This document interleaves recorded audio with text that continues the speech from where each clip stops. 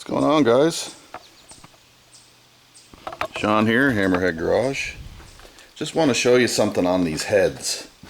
I'm still working on them. I got the other head ported, but I want to show you, those of you that are thinking about doing intake gasket match porting, something you got to be real aware of, and if you're not, you could easily wreck a set of heads. Here's the intake manifold gasket that Flowtech recommends you use. It's a Felpro 1262. Okay, now I got this gasket on here, a couple of bolts holding it. It's not, but this is the position where, just let me slide it over here, where it would be sitting on the head. As you can see around the intake, what they recommend you do is you scribe a line. See where that metal is right here? Scribe a line around that. You could use like Dykem machinist die or whatever. But I'm going to show you the problem you're going to run into if you try and take out all that much metal. Okay. If you look closely here, do you guys see these holes here? These are push rod holes for the push rods to run through. If I was to take that much metal that it's calling for out of this head to gasket match it, I'd be right into that push rod hole. The reason I know that is because I did a thickness measurement on it just to see how much metal's there. And if I was to take this gasket right out to where it says to here by the edge of the gasket to port match it, I'd be right into these tubes. That's a bad day any way you look at it, unless you want to do a bunch of welding on heads, and I have no desire to do any of that. So don't do that. So all I'm going to do is just take my 80 grit or 60 grit sanding roll, and I'm just going to take and I'm going to straighten these out. I'm going to take a little bit inside here, go about ½ an inch in here and just straighten these out. That's all I'm going to do. I'm going to call her a day. But as you can see, ports turned out pretty nice. Really pleased with the exhaust side. Turned out good. I think they're going to flow a ton. I'll flip it over here and show you guys the exhaust.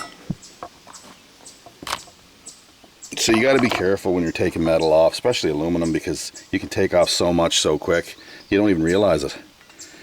Next thing you know, you've wrecked a head. So here's the exhaust ports.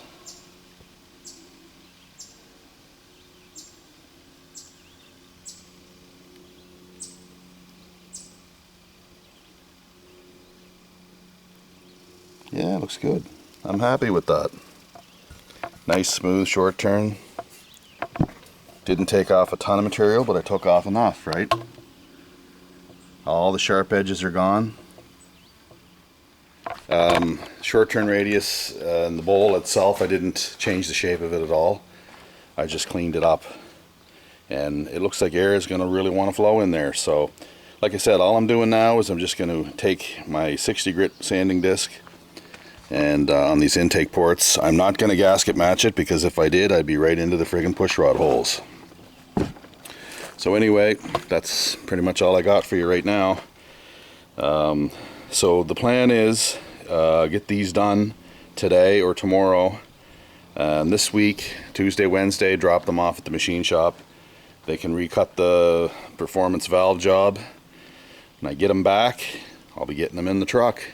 I'll get everything I need, except for one item. I've got one of those check rod or push rod checkers adjustable coming, so that I can get my exact push rod height to get the geometry right. And now the push rods that are in it may be fine, I don't know, but I won't know until I put the rockers on and try it. So also going to do piston to valve clearance measurement, to put some clay on the piston. I got a couple of solid lifters to put down there and roll it over, and then take the head off and measure the thickness.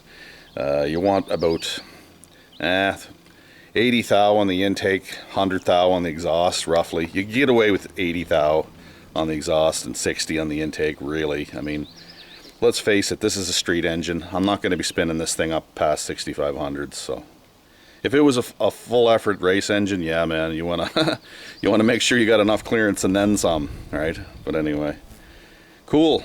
Have a good Saturday, guys. Thumbs up for War Amp. Stay classy.